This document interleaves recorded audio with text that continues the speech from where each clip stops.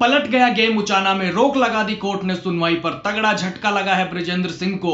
BJP विधायक देवेंद्र अत्री के एक फैसले से नया मोड़ आ गया केस में। रिकाउंटिंग की मांग पर जो मामला आगे बढ़ रहा था, जल्दी जल्दी हियरिंग चल रही थी, अब अचानक से उस पर स्टे लग गया है। जिनको अपना दावा मजबूत लग रहा था, अब उनकी टेंशन बढ़ गई होगी। रिटर्निंग अधिकारी को तलब किया था कोर्ट ने, लेकिन अचानक से ऐसा क्या हो गया कि अब बृजेंद्र सिंह को ही धक्का लगा है। अगली कुछ ही मिनट में मैं सब कुछ आपको बताने वाला हूं, और अब जो हुआ है उससे मामला कहीं गड़बड़ा तो नहीं जाएगा।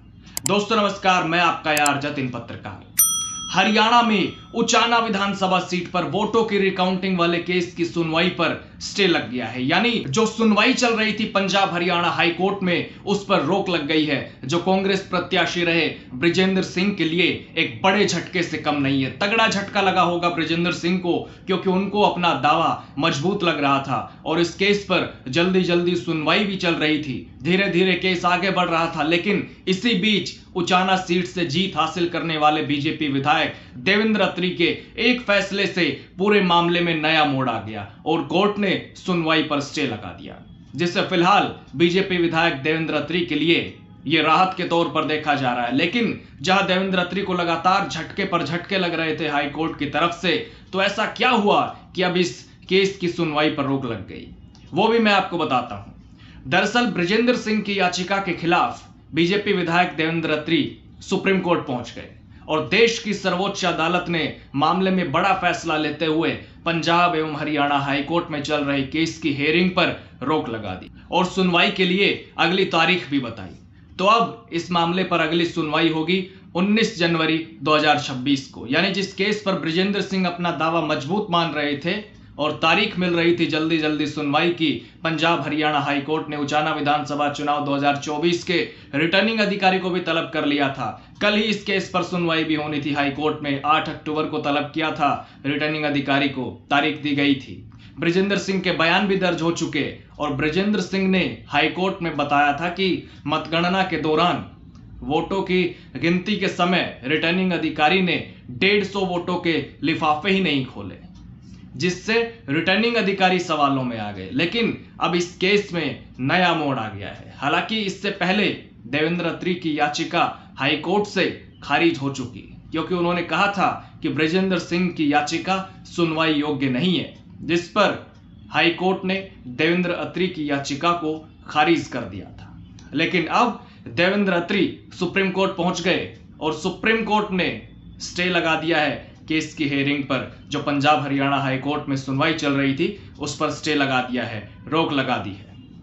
दरअसल कांग्रेस प्रत्याशी रहे बृजेंद्र सिंह ने संशोधित याचिका लगाई और जो अमान्य घोषित किए गए थे 215 पोस्टल वोट, उनकी दोबारा गिनती की मांग की थी, क्योंकि उचाना में सिर्फ 32 वोटों से हार गए थे कांग्रेस प्रत्याशी और बीजेपी के देवेंद्र अत्री जीत गए थे। ये सबसे छोटी हार जीत थी पूरे हरियाणा में।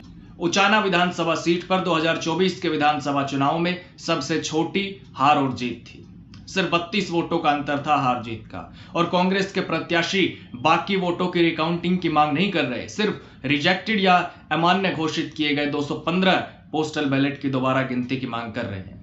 बृजेंद्र सिंह का कहना है कि अगर रिजेक्ट हुए वोटों की संख्या हार जीत के मार्जिन से ज्यादा है तो उनकी दोबारा से गिनती की जानी जरूरी है, और वो एक निर्धारित प्रक्रिया के अंतर्गत वीडियोग्राफी के बीच की जानी चाहिए। पोस्टल बैलेट पेपर जो स्कैन नहीं हो पाए थे, उन्हें एक निर्धारित प्रक्रिया के तहत वीडियोग्राफी के बीच खोला जाना चाहिए था, क्योंकि उनकी संख्या चुनाव परिणाम के अंतर से ज्यादा थी। लेकिन निर्वाचन अधिकारी ने कानून को अनदेखा करते हुए उन वोटों की गिनती नहीं करवाई, यानी उन सभी कैंसिल वोटों की दोबारा से जांच रिटर्निंग अधिकारी को मौके पर करनी होती है, लेकिन ऐसा नहीं हुआ।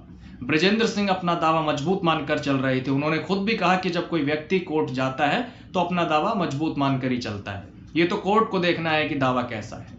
मैं सिर्फ एक ही पॉइंट पर हाई कोर्ट में गया हूं, यदि हार जीत का अंतर इनवैलिड वोट्स के अंतर से कम है तो रिटर्निंग ऑफिसर बाध्य है उन इनवैलिड वोट्स की दोबारा रिवेरिफिकेशन करे। बाकायदा इसकी वीडियोग्राफी भी जरूरी है, लेकिन हमारे मामले में ऐसा कुछ भी नहीं हुआ। 150 के करीब इनवैलिड वोट्स हैं जिनके लिफाफे नहीं खोले गए, क्योंकि वो स्कैन नहीं हुए थे। इलेक्शन रूल्स में प्रोविजन दिया हुआ है, उसको खोलने की भी प्रक्रिया है। रिटर्निंग ऑफिसर ने अपनी रिवेरिफिकेशन कर ली होती तो ये पॉइंट ही खत्म हो जाता है। ये प्रक्रिया नहीं हुई, इसलिए हम हाई कोर्ट आए।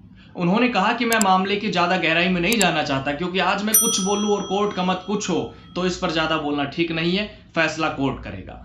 तो वहीं बृजेंद्र सिंह के पिता पूर्व केंद्रीय मंत्री चौधरी बीरेंद्र सिंह ने भी उचाना में मतगणना की प्रक्रिया पर सवाल उठाए थे। उन्होंने रिटर्निंग अधिकारी पर आरोप लगाया था कि उन्होंने अपनी ड्यूटी ईमानदारी से नहीं निभाई। मतगणना के दौरान कई अनियमितताएं सामने आई, इससे चुनाव प्रक्रिया की पारदर्शिता पर सवालिया निशान लग गया। लोकतंत्र की बुनियाद मतदान और मतगणना की निष्पक्षता पर आधारित होती है, इसमें लापरवाही से जनता का विश्वास डगमगाता है। इसी कारण कोर्ट का दरवाजा खटखटाना पड़ा। उन्होंने विश्वास जताया कि उन्हें न्याय मिलेगा।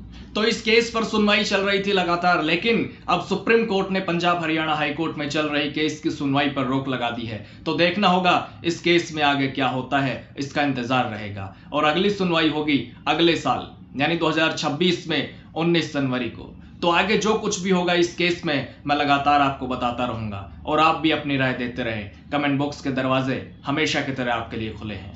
नमस्कार।